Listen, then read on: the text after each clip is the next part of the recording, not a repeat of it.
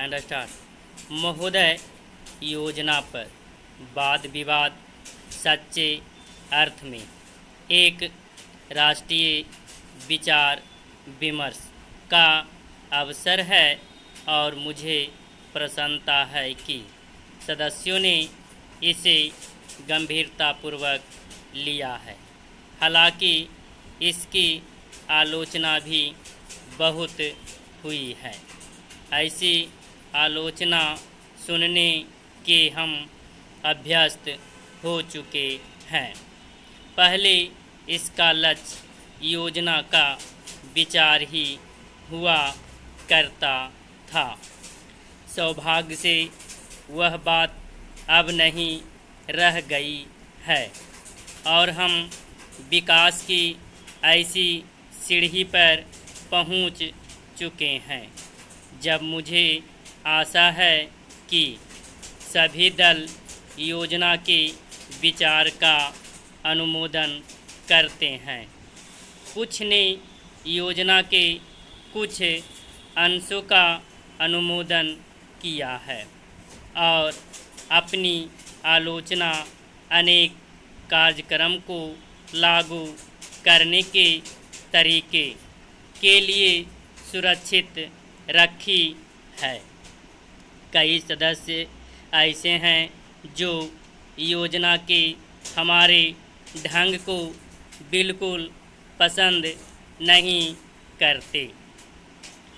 अब यह स्पष्ट है कि हम में से प्रत्येक व्यक्ति के रूप में नहीं बल्कि दल के प्रतिनिधि के रूप में कुछ विचारों के पक्ष में हैं और कार्य संचालन के किन्हीं विशेष तरीकों को पसंद करता है।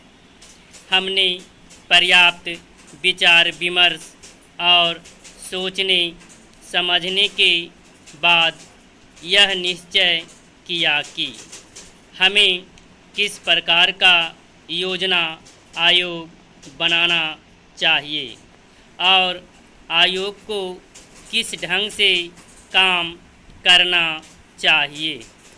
योजना आयोग में निर्दलीय स्वतंत्र विचारों वाले और गैर राजनीतिक विशेषज्ञ होते हैं, लेकिन वे पूरी तरह से योजना के लिए जिम्मेदार नहीं होते। योजना का निर्माण प्रत्येक राज्य के विभिन्न स्तरों के लोगों के साथ अनेक विचार विनिमयों के आधार पर होता है और अंततः उसे अंतिम रूप देने के लिए राष्ट्रीय विकास परिषद में प्रस्तुत किया जाता है, जिसके अंतर्गत सभी मुख्यमंत्री होते हैं, जिनमें अनेक दलों के होते हैं। वे मिल बैठकर अपने विचार व्यक्त करते हैं। यह ठीक है कि इन बैठकों में मतभेद भी होता है, जो सामान्यतः योजना के तरीकों को लेकर नहीं बल्कि अधिकांशतः इस पर होता है कि किस राज्य को कितना पैसा मिलना चाहिए। हम जानते हैं कि हमारा कोई भी ऐसा कार्यक्रम नहीं है जो हमारी पूरी जनसंख्या की आवश्यकता के लिए पर्याप्त हो। सभी समय उपलब्ध साधनों और जनता की आवश्यकता के बीच सामंजस्य के लिए प्रयास करना होता है। यह सोचना होता है कि क्या किया जाना चाहिए अथवा एक दूसरे क्षेत्र के लिए क्या किया जाना चाहिए।